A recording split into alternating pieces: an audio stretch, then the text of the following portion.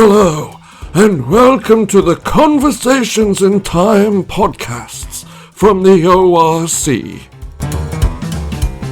In this podcast, the guys will be talking about historical what-ifs, or counterfactual history for the aficionados in the audience. Before we begin, please accept our sincere apologies for some minor voice quality issues we found post-recording. Amateurs. Suffice to say, a severe reprimand was handed out. Now, on with the show. Hello, and welcome to another episode of Conversations in Time from the ORC. I'm John N. And I'm Ian G. So today we're actually sitting in a conservatory, not on a Skype call. So yeah, the audio different. Might be a bit different. You might hear the odd noise in the background, but it's all part of the experience. That's right. So today we're doing another What If, and we're back on board the Counterfactual Universe bus. So where are we going to stop today then, Ian? Right, so we're going to go back to the 16th century, and we're going to talk about the Gunpowder plot and what could or would have happened if it had succeeded. Actually, it's the 17th century. Is it? Yeah. I always 1605. I always have to do something in my head to get the 1800s and the 19th century and the 20th century. And I just funny enough, I heard the other day that in Sweden, very sensibly, they don't bother mucking about the 1900s of the 19th century and the 1800s of the 18th century. Oh, they're a bit more logical. Exactly. So my apologies. Right, so here we are. It's 1605. James I is going to open Parliament. Uh-huh. I think it's his first Parliament. It's the second opening in his first Parliament.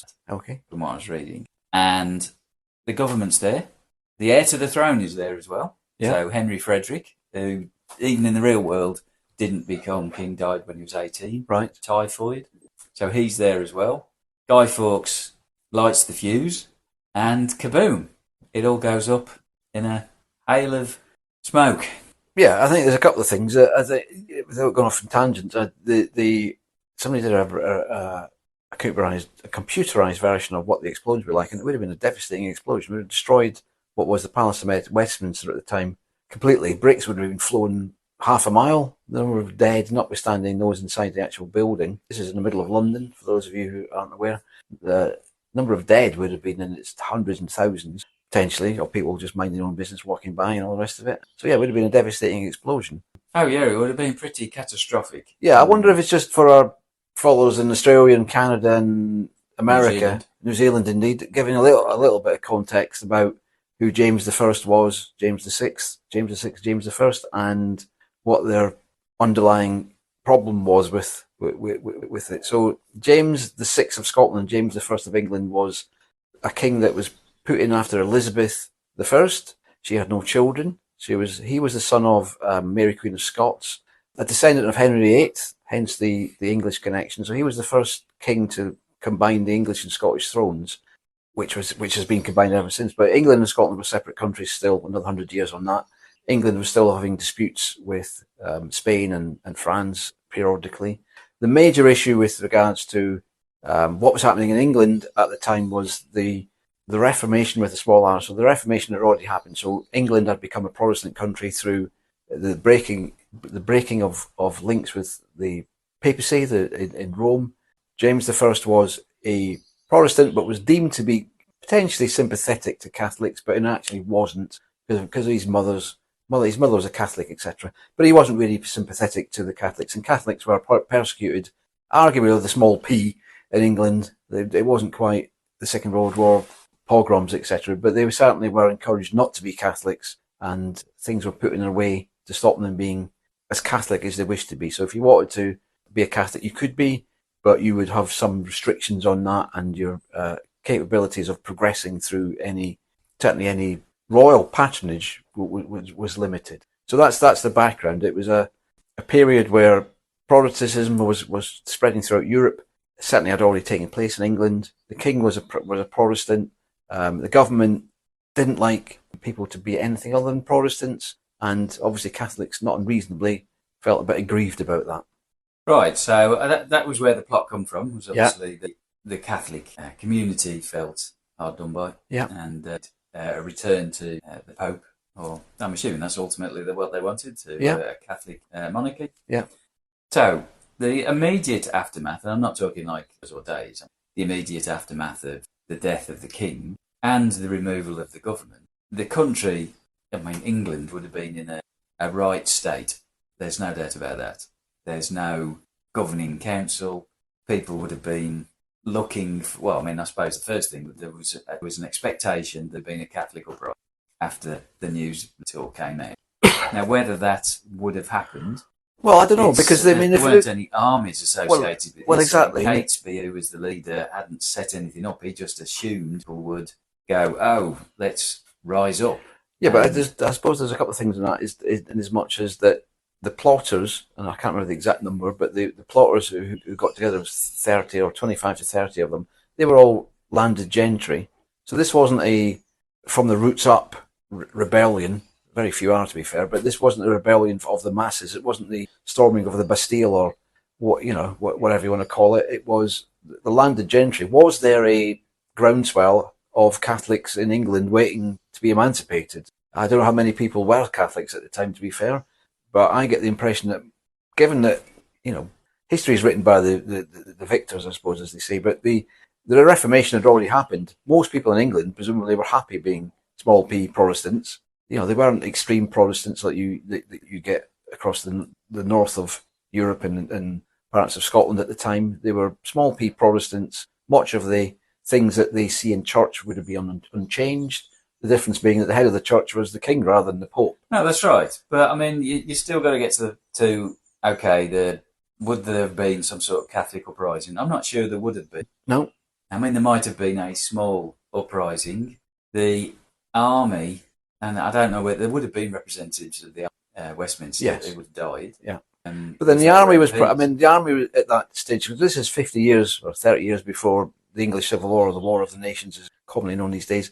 The army was a militia by and large. So there was a professional corps who would go fighting off in other various parts of Europe as mercenaries and such like. But the army was a militia. So those again are generated by landed gentry, the squires. No, that's right, yeah. I mean, let's face it, there's an army in Scotland. He's still their king.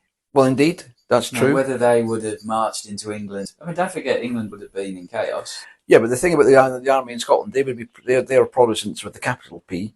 So the interesting thing about what would be I think the immediate, and I'm basing this because of something a chap wrote in a book. There is actually a book that says what would have happened if it had succeeded, and I'm not going to quote his name because I can't remember it. And as soon as I quote his name, we have to give credit for all sorts of other things. So I'm not going to do that.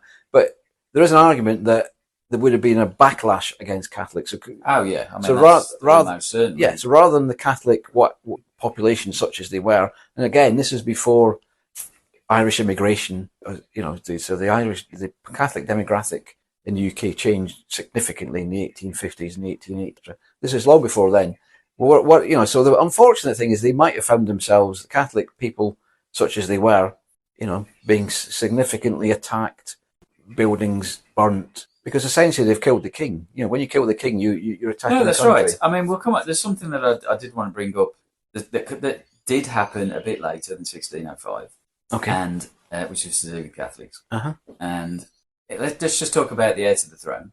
Okay. Right? So there would have been an heir to the throne. And so Henry Frederick, who was the heir, he died. He would have died in the explosion. Three other kids. Well, okay, but they would. Well, yeah, you're right. You probably would have. No, so I don't know how old he was. He was 18 when he died. So he was, and the eldest. So he's got three other children, two girls and a boy.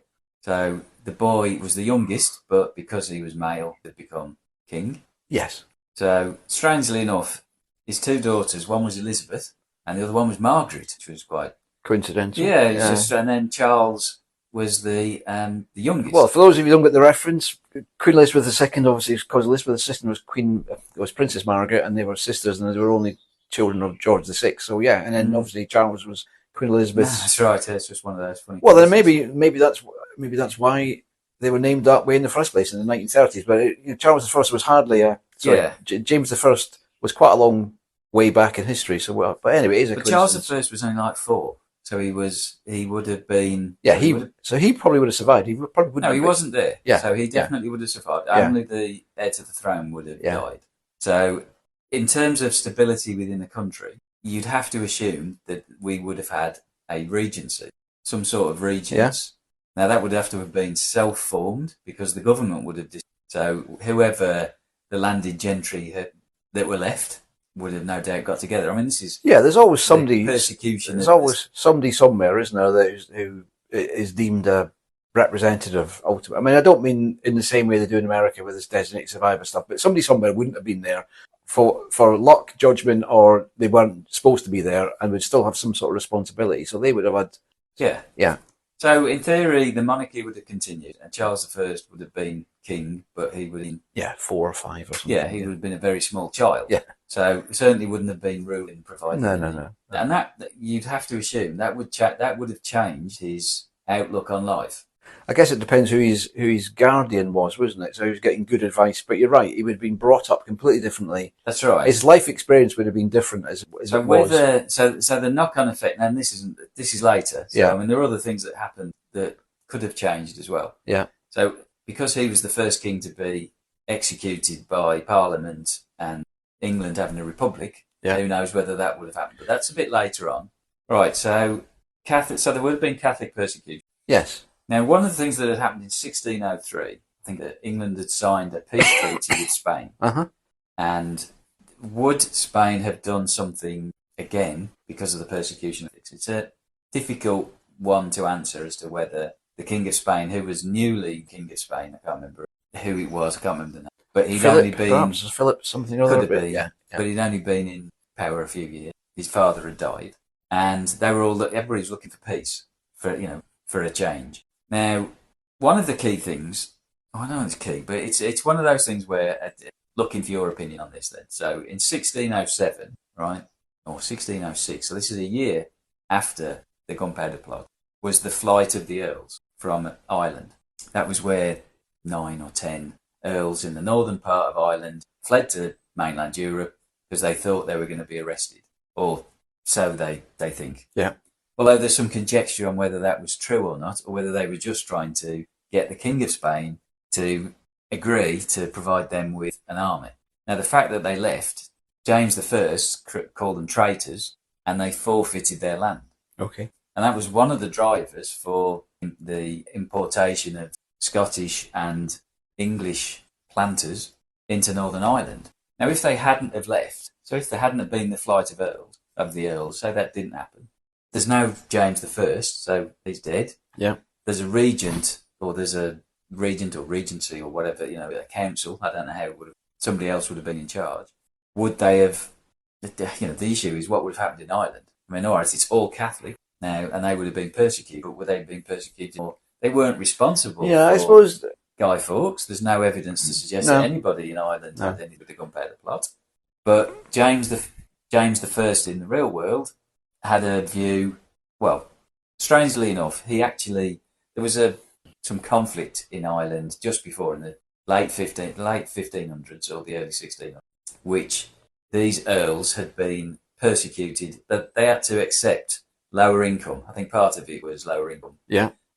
Because of the English law rather than the Irish law that was being imposed on them, and they felt that they couldn't stand that. Now, James wanted to. So when they left, one of the things that was one of his key things was trying to join Scotland and England into a single union, which obviously never happened. But he did invite Scottish and English planters into that part of Ireland. So the point I'm getting to is whether, if that hadn't have happened, Ireland wouldn't have had a Protestant community within it. And I think there's a real chance that might not have happened. Yeah, so I suppose the taking that timeline forward, Ireland would have still been dominated by England and then become part of the United Kingdom. But I guess the difference being in the early 20th century, when Ireland was looking to be a independent country, there wouldn't have been the issue of Northern Ireland, which certainly impacted the Home Rule debates in the 1900s. The First World War kiboshed that, but there was the definite feel of rebellion and civil war. That wouldn't have happened because there wouldn't have been anybody of a rebellion or a civil war. And then when Ireland did get independence, Yes, there was a civil war between the various parts of the Irish Republican movement, but that was 2 or 3 years. The troubles, inverted commas, that started in the 1960s and 70s, they probably wouldn't have happened because there wouldn't have been a significant Protestant, certainly a working class Protestant community in Northern Ireland. Mm. So you can see how the Northern Ireland problem, Ireland would have been a united country. Not that it's necessarily disunited at the moment, but it would, the island of Ireland, to get the terminology right, would be united. Yes, interesting. Yeah. So there's a significant, and all the issues, all the issues that still reverberate around Northern Ireland to a certain extent now, but much less violence, thank you. This wouldn't have happened. I mean, it's difficult to see that there would have been without this gap that you've described in the north, where people were being the nobles were brought in to have plantations and then brought in workers for the plantations. It's difficult to see how migration to Ireland would have naturally occurred. There's nothing naturally. No, there wasn't. Unless you create a vacuum that says you can have you can have these farmsteads and you can have these farms and you can do that. That when in the real world, they couldn't use local labour. They had to import labour from Scotland and England. Yes. That was part of what James insisted on. So if he wasn't there, the chances of that happening would have been a lot less. So that would make, as we sit here in the 21st century, that would have made a significant difference. I mean, one thing we haven't done is actually go back a wee bit and say, what was the objectives of the plotters? So yes, we can envisage that the local people, or the common people, as they were called in those days, would find any Catholic neighbours and burn their house down or beat them up or even worse. But what was the what would these plotters have been doing whilst this was going on? So that's a natural reaction to an atrocity. But Catesby, as the ringleader, he wasn't like Earl of this or I think he was landed gentry, obviously, but he wasn't a senior. No, but what do you know? Do we know what the plan is, or what their plan was, or was it just purely an atrocity? I mean, that sometimes people just assassinate people for the sake of it. Well, I don't know whether they had a specific plan apart from looking for a Catholic uprising. Well, exactly. They must have had somebody in mind to put on the throne who would have been Catholic. Well, the thing about those days is it obviously, stating blandly obvious, it's not like today where the government was much smaller. Even though, the government wasn't in everybody's lives as it is today. Most people would have nothing to do with the government because it was so small, it didn't impinge on them. So it wasn't necessarily about taking over the government. It was, as you say, finding a different king, finding a Catholic king. So presumably they had somebody in mind, probably related to the Spanish crown, and they were hoping that the vacuum could have existed for months. That the vacuum would be filled with somebody who was more sympathetic completely sympathetic to the Catholic way of life. That they could bring in a Catholic relative of the King of Spain. People would put up with it. I mean, the thing that I have seen recently, it wasn't completely a Catholic. It wasn't completely a Catholic assassination. People did resent James the Sixth First for being Scottish. So he brought down some of his nobles from Scotland, gave them titles, not necessarily in England, but gave them favour, and that obviously, and certainly some merchants as well. So so it wasn't completely. Well, Catholic. I just looked it up in terms of who did the plotters think would become the next monarch, and they actually thought Elizabeth. They weren't planning to put anybody else. Right, but Elizabeth being his daughter. Yeah, but then 7. Yeah, but then presumably then with a view to then being the regent being the regent being Catholic, and So whether they had a full view of having England turn back Catholic, that's probably debatable. More a question of, I don't want to be persecuted for being a Catholic anymore. I have a queen who's, what's the word, sympathetic to the Catholic point of view, won't persecute us. But there's kind of an extreme way of getting there by killing, certainly hundreds, maybe thousands of people in an explosion. One of, half a dozen of whom are all family. But I suppose if you said that you had the influence was Catholic, then they would start employing Catholic ministers, within the government, and then the monarch would have been educated. Yeah, but they're not Catholic. But to try and bring Catholicism back. Frankly, they were deluding themselves, weren't they? Because if you look at the. Oh, well, I believe so. There are plenty of Catholic countries, but there are plenty of countries which aren't Catholic. My point being is England probably would have swung towards Presbyterianism, as it was current, or Lutheranism, as you want to call it. Anyway, and had Henry VIII not broken with the Pope, England would have almost certainly become Protestant anyway, because it was heading that way anyway. There was I don't think so that, holding that tide back by killing a Catholic agnostic, or certainly Catholic, an anti-Catholic king. That wasn't the tide. He was just a member of the crown. No, so that suggests that, say, there would have been some form of Catholic uprising in terms of the aristocracy. Yeah. Then there would have been an equivalent uprising of the Protestant aristocracy. Trying to stop it. I mean, there might even have been some form 100%. of civil conflict. 100%. If you go forward, roughly speaking, 100 and odd years, 150 years to the Jacobite rebellions, who were trying to put back, ironically, James II and his son Charles Edward Stuart onto the throne. That was mostly a Catholic rebellion, and it got some leverage in the west of Scotland, or the islands of Scotland, the Highlands, which was still Catholic. So it moved into England. Yes, there were parts of England which were favourable to the Jacobites, but most of it wasn't, because they weren't Catholics. So the arc of time was pushing against Catholics, certainly in England, had already done so in Scotland. So they were deluding themselves. They might, if you want to treat it as a pure atrocity, blowing up the king, blowing up Parliament, blowing up hundreds of people who are associated with the government, yes, that's an atrocity.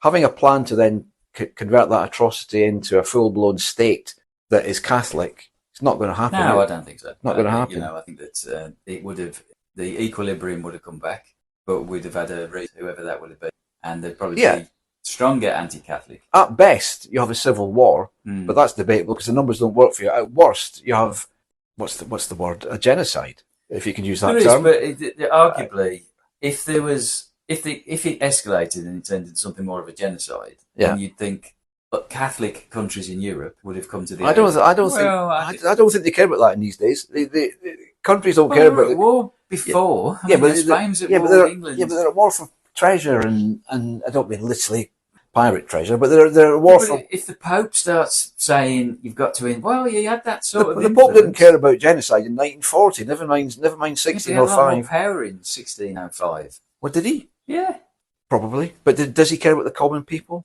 I mean, it's all about power to these people. Power to the people. I'm holding my fist up. Let's say that you could argue that if the violence was excessive, then European Catholics might have tried to. Well, the violence, and if it wasn't, they wouldn't have. 50 years later, with Oliver Cromwell, the violence was excessive in Ireland. Pope didn't do anything about it. Or Ireland's harder to get to than England. There's umpteen examples of. There's the 30 Years' War in Germany, which was give or take another 50 years from this timeline, killed more people proportionally than any other war in Europe. Pope didn't do anything about it. I mean, I don't know a great deal about it. Pope was probably taking part in it. But, they didn't care about the common people in those days. So if people in England were... If the Spanish saw that there was an opportunity, who knows? There's not... been at war with England. Right, you're right. The opportunity could be. This is the thing. I don't think that a persecution of the Catholics would have been organised. It would have been horrendous. No, it wouldn't have been. It wouldn't have been organised. So who are you fighting against if you come on? You're not the United Nations. The United Nations isn't United Nations anymore. But you can't put in the 1600s. You cannot put yourself in between a sovereign country's population being horrible to another part of its population. That just doesn't happen. It doesn't happen nowadays. So let's assume that there wouldn't be any European interference. The people, diplomats. Would have been sent, emissaries would have been sent saying, we are very concerned about what's happening in your country to people of the same faith as us. And no doubt they'd have been told, so are we. But it's the will of the people. We're trying to prevent the people doing this, but the people are very annoyed, and the people of this and the people of that. You can imagine embossed letters being sent with people, horsemen being sent with ridiculous outfits across the countryside to say the King of Spain is very upset and the Pope is very upset, and so are we. But it will die down eventually. Don't worry about it, guys. Let's talk about something else that happened in the real world, which probably wouldn't have happened, which was the colonisation of the Americas. So in 1606, we're not going to talk about potatoes again, are we? No. So in 1606, the James I, he granted charters to the London Company and Plymouth Company to colonise North America. Yeah. Now, the Plymouth Company failed because they were further north. That was the one, I can't remember where they were now. They were further north up the coast, Whereas the London company formed Jamestown, which is in Chesapeake Bay, and that was the one that held on until there was the Pilgrim Fathers that also went further north and eventually succeeded in maintaining the colony there. But at the end of the day, that was a year after the Gunpowder Plot. Now, I still think people would have wanted to colonise North America, but there's obviously a legal aspect to it. Yeah, but would the money have existed as well? So I don't know. I mean, certainly there wouldn't have been any charters granted in 1606. And there wouldn't have been any royal patronage, if that's essentially the same thing, but there wouldn't have been any royal patronage. And, how it works, if you've got royal patronage, you've got other investors coming on back. And, and essentially royal patronage is these charters, isn't it? So, so the whole thing probably would have not happened certainly at that time. Yeah, so I mean, the landscape of North America would have been completely different as well. It's funny that so you've got Ireland, which is arguably going to be completely different. Yeah. And North America is going to, because of two things that happened a year or 2 years after the Gunpowder. So I mean, ultimately, who knows what was happening? Well, that's another. Would it be French now? Probably. That's what I was about to say. That's another program because if England didn't do it, France would have filled the vacuum. I mean, England could have generated another expedition, inverted commas, 20 years later, but the French wouldn't have just been sat around on the backsides doing nothing, and they were there already with different parts of America. Well, they weren't there already, but they were thinking about being. I think they were, weren't they? Yeah. They were already in Canada. I don't know the exact timelines. Probably. I mean, somebody was in Newfoundland, and so they were on the doorstep of it, if not all there already. Mm.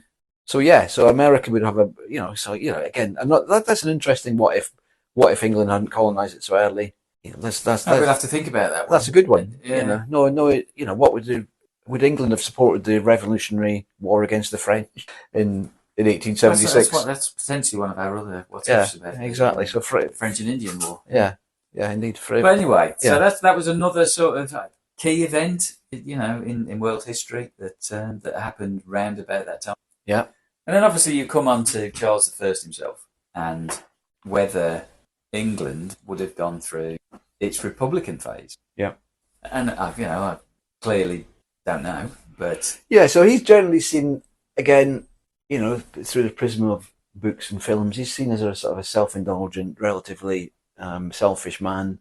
Hence why he had arguments with Parliament, and hence why he wasn't really able to stamp any authority on the umpteen battles that happened through the Civil War. Would he have been different had he been tutored by a regent rather than being a member of the royal family, being indulged?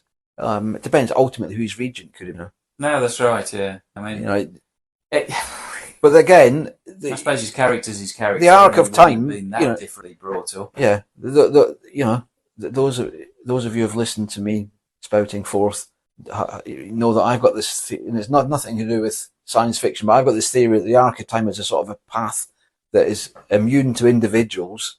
That the arc of time says, well, there was always going to be an argument, surely, as people become more educated, between Parliament and the royal family, because Parliament patently wants to have more power, and eventually that conversation is going to be had. It doesn't necessarily mean it has to be a civil war, but if you don't have a civil, it could be another version of Magna Carta. But for that sort of clash of Parliament versus royalty, or a supreme royalty that has power, that's always going to happen. No, I think that ultimately that would have been inevitable. Yeah. I think the timelines would have been different. But then maybe Charles, have been a better man, would have seen it as inevitable and said, fine, I'll be a titular head of state as long as I can do what I like, where I want. You can do what you want with the country. But so you have the knock-on effect of Charles II. Yeah. He probably still would have had kids as he grew up. Yeah. But then Charles II would have been, and then that would have impacted James II. Well, again, but then they would have been, so that's part of the James II bit. But would Oliver Cromwell have been a person of note had there not been a civil war? He was in inverted commas a farmer. Yeah, unlikely. A landlord, as a squire. Would he have rampaged around Ireland? Would he have rampaged around Scotland? But then it has to be more complicated. But so there was probably not, because he was. Don't forget the regents, the King of Scotland as well. Why would you rampage? Well, indeed, there would be no reason to do it. So so let's presume that Charles II is brought up by a regent because his father's dead. He's got his brothers. So I'm just trying to remember. Charles I was succeeded by his brother, who was James II. James II presumably wouldn't have been born. He wouldn't have existed had the Gunpowder plot happened and succeeded. Was he his brother? I didn't realise he was his I brother. have to admit, I've been doing a bit of googling in the background, but yeah, all good podcasts do a bit of googling. So he was born after 1605? I think so. He was certainly his brother, and if he was 4, well, shall we check that? You check that. I'll check it while you're talking. So, anyway, there's nothing wrong with a bit of googling. One of my favourite podcasts, Al Murray's always googling whilst James Holland's talking because he can't keep up with them. But so there's that period of time is that 100 years between 1600 and 1705, 1707 is an amazing time really in the UK. It's when the UK comes into existence, when the crowns are joined. There's a civil war that kills significant proportions of the population mostly through starvation. 1633. Yeah, so James II wouldn't have existed, and he wouldn't have been deposed. There'd be no Jacobites. So the Jacobite Revolution, which was not a significant effect on the UK as such, but obviously in its historical romantic history is a significant part of UK history. None of that would have happened. Obviously, something else would have happened instead. Charles II was his father, so he wasn't. Charles II. I don't think Charles II. No, Charles II didn't have any children. I'm pretty certain that James II was the brother of. Oh, hang on, no, it's Charles III. Yeah. So, but let's try and tie those threads together. It really boils down to who and how Charles. So James I/6 is dead. Charles I is 4. It really depends on how he's brought up, because how he behaves in Parliament creates a civil war. That has huge ramifications for England, Scotland, Wales, and Ireland. All sorts of ramifications. Set in Ireland that are still knocking about to this day. We don't know who his regent would be. It could be anybody. It depends who survived the explosion. It's frequently not a member of the royal family, because it's usually somebody who's deemed to be powerful or a strong individual in the country. Again, there's no formal army as such, but a general with a small g, somebody who's known to the family. Again, would they have survived? But again, had that person brought up Charles I slightly differently, no civil war, no Oliver Cromwell in the context of becoming no republic, no William of Orange becoming the king. No glorious revolution. That's the term I was trying to think. I mean, no Jacobite rebellion. Again, how much that impedes on normal people's lives, who knows? But it's interesting. The development or the evolution of the British Parliament, it would have been fairly noticeable. Yeah, indeed.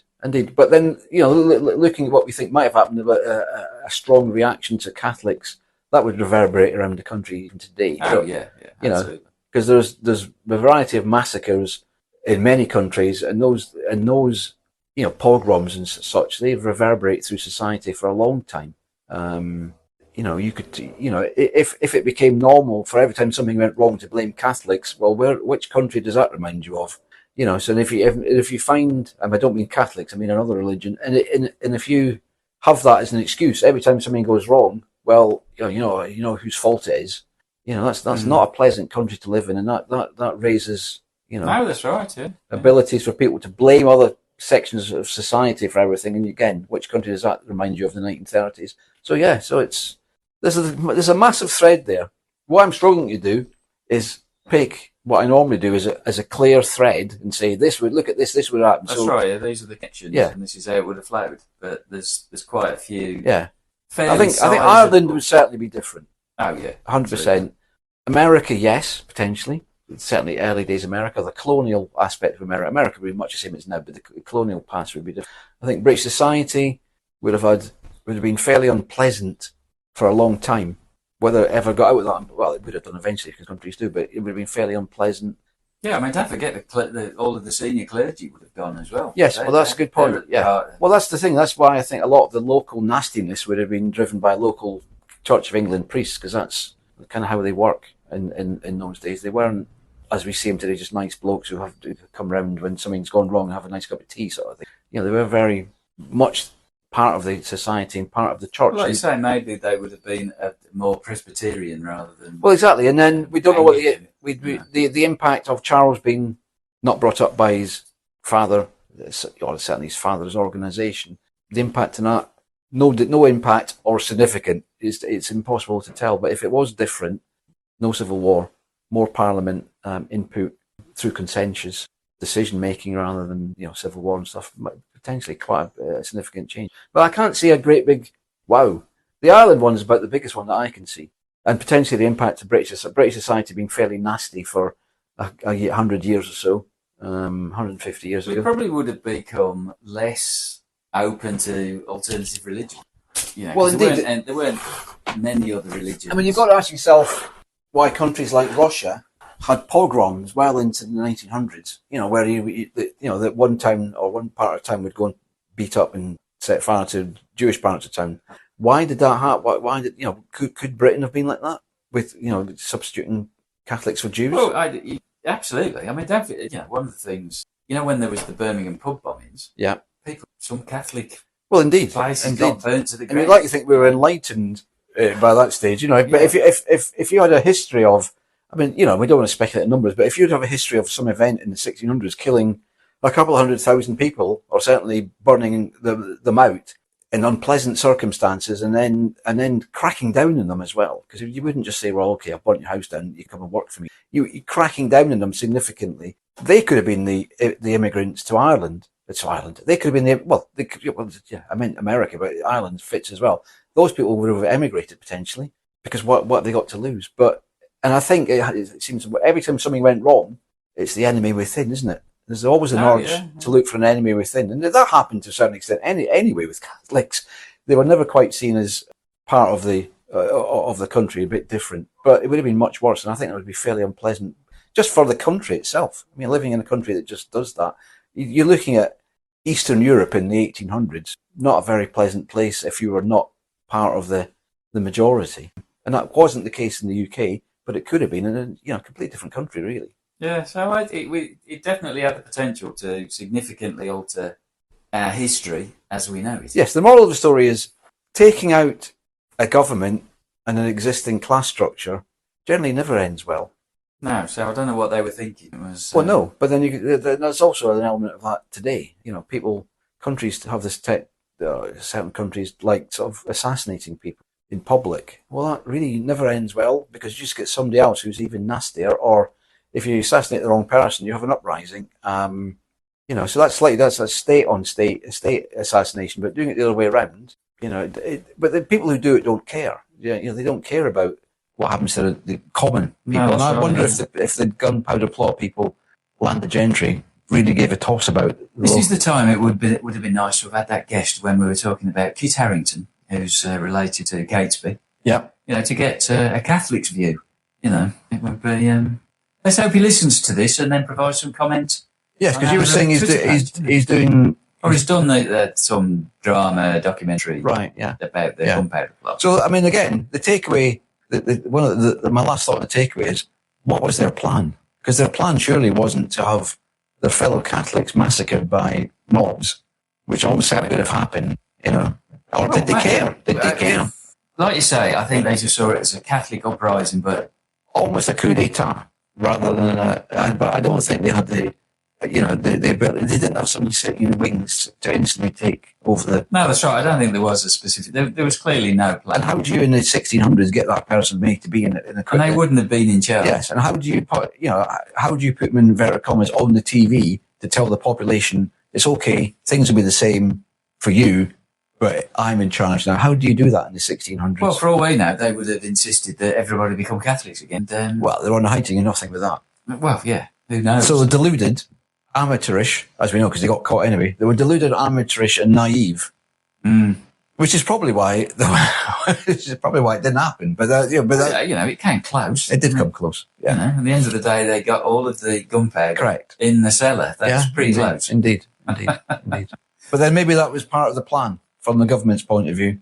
What, to let them do that? Agent provocateur, where you look at these people here. There's the false flag, all that sort of conspiracy theory nonsense. There is a conspiracy theory that they knew when they let them do that, so that they could indeed, bring them out into the open. A bit of a risky endeavour. Given the technology at the time, it wouldn't take much for the stuff to blow up on its own anyway. But they wouldn't have got the king. You can't come smoking in here, mate. What? Yeah. Kaboom! What? Well, I assume it would have been another fire of London, because it wouldn't have. That's another thing we didn't talk about in terms of the actual aftermath of the explosion, besides the deaths of thousands of people. No, you're right. There wouldn't to the ground. No fire brigade or equivalent. No, you're right. Anyway, A good one. so that felt like a decent podcast. Hopefully that's going And I to... didn't even mention, we didn't even get into the theory of potatoes this time either. So Well, yeah, so that's another knock on if it impacts North America. There's no doubt about that. No, yeah, it does. Now, Walter Raleigh had already brought... yeah, he'd already brought the potatoes over by that point. Yeah. But then maybe the potatoes would be seen as papist or something. I don't know. But anyway, it's So anyway, thanks for listening. Hopefully you found it as interesting as we did. If you've got any comments, you know where to leave them. Listen out for our next podcast, which will be coming soon. So thanks a lot. Speak to you soon. bye. Bye now.